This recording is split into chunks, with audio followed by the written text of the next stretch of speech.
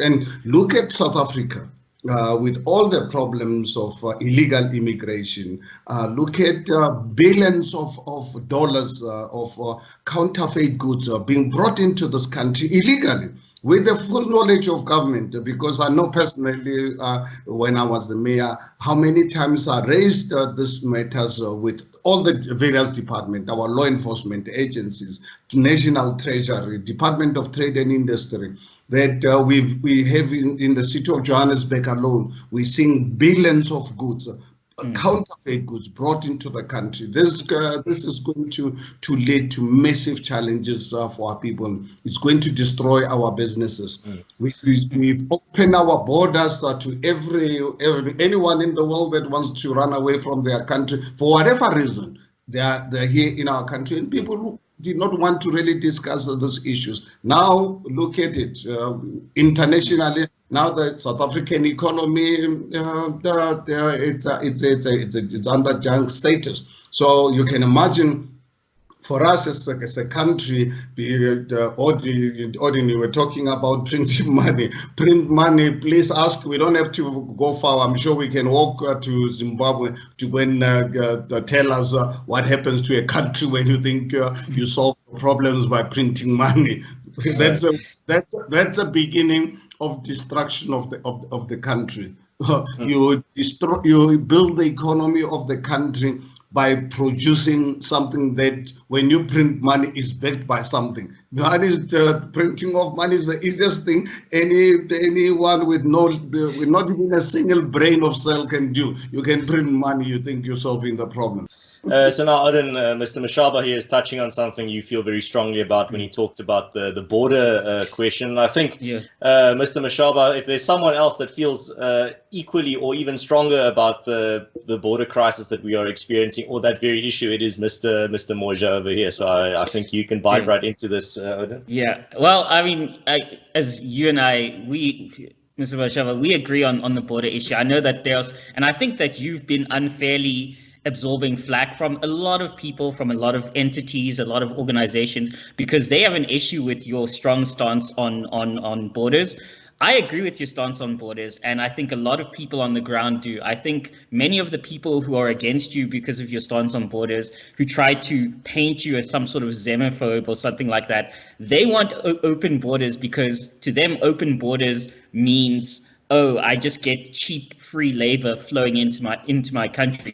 I don't think that they see the economic devastation it brings when you just flood cheap labor. And I don't think they realize also, on a more important level, the cultural devastation that it brings when you open your borders. Because I promise you, if 50 million or even 10 million South Africans flooded into Botswana, it wouldn't be Botswana anymore. And I think it's realistic to realize that open borders has consequences both for our economy and for our cultures. So yeah, if you want to comment on that. Well, I think fortunate enough when they started attacking me, in fact, I still remember the first day when I raised this matter on the 1st of December 2016, during my 100 days as a mayor of the city of Johannesburg. That's when I raised this particular matter. And I'm really so grateful for those people who attacked me, and I always encourage them to attack me, because the more they attack me, try and divert the attention, the more the issue actually comes into the public domain. And really and truly encourage them. And honestly, I challenge anyone. People who they've attacked me, called me names and insult me, are people who are actually benefiting out of this criminality. So I cannot really be threatened by criminality. Criminality is not going to get me to lose really focus on the real issue. South Africa, since 1886, 1886, when we discovered gold and so forth, this country was built at the back of migrants, and I've always been very clear, and our constitution is very clear around this matter. South Africa, like any other country in the world, we need to build this country at the back of encouraging people of the world to come to South Africa, but not liabilities. We're not looking for bodies. South Africa is not short of bodies. We've got officially 58 million South Africans in a country where we've got almost 39% unemployment. So we're not short of bodies.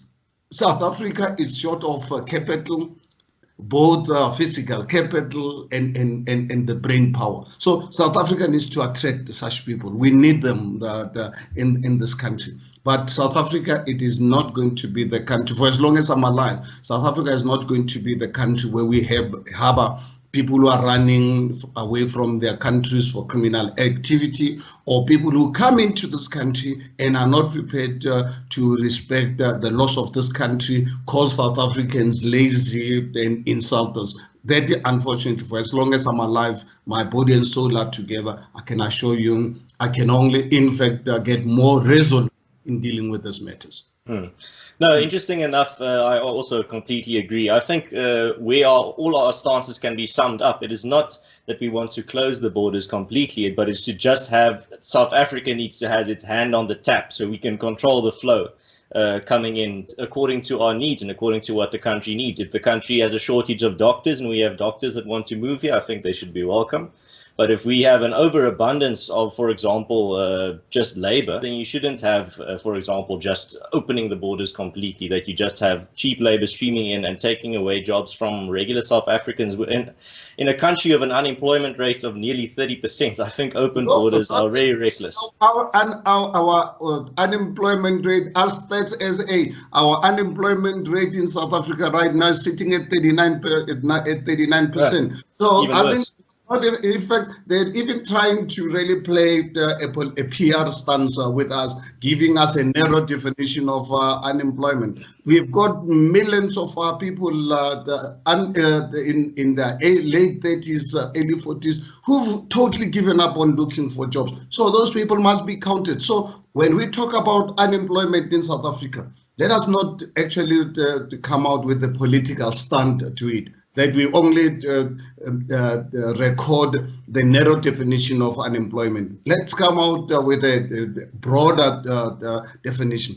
South Africa's unemployment rate right now, officially, states as the numbers are there with Stats SA, we're sitting at 39% unemployment. So every time anyone talks about 30%, it's like, please don't insult me. South Africa's unemployment is at 39%, and now, I'm sure all of us are aware, the last few days and weeks, people are talking about the economy of South Africa shrinking between 3 and 8%. Even at 3%, and personally, I'm not an economist, it's going to shrink even much more than 3%. So basically, within the next few months, by end of this year, the likelihood of South Africa having more people unemployed than employed are very, very, very high. And if anyone is not dreadful, is not scared of living in a country like that, there must be something wrong. Another factor that I can tell you, I'm sure all of you are aware, the numbers are there with Stats SA. South Africa right now, we're sitting, 54% of our people live below the poverty line. 54%. Now tell me, how can you expect me as a human being not to look after my children? You say, forget about your children, worry about your neighbor's children. Human beings are not really created in that fashion. We've got 54% of our people living below the poverty line. We have the responsibility first to our people. The day when South Africa is sitting at under 10%, 8 to 5%, then that's when South Africa can start saying, look, can we go and help the Indians or the Pakistanis or the Zimbabweans and whatever. But not when you are sitting at 39% unemployment currently and you are facing the current pandemic that you are sitting with, that with the likelihood by the end of this year, chances of South Africa having more people unemployed than employed. This, for me, it gives me sleepless nights. Yeah, that I mean, what you've described there is a very sort of, to borrow from the sort of Trumpian Donald Trump sort of vein of things. He often says America first, and regardless of your policy on the man, I can't deny that I would like a leader of South Africa that puts South Africa first. Just as people say America first, I think a lot of us really care about putting South Africa first, and that's something very attractive about what you've described there. Is this not human nature? It has got nothing to do with Trump or with me. Or it's human nature that how God treated us. In fact, look at all the animals. Just do a study of all the animals. What is their first preference? Is to their families.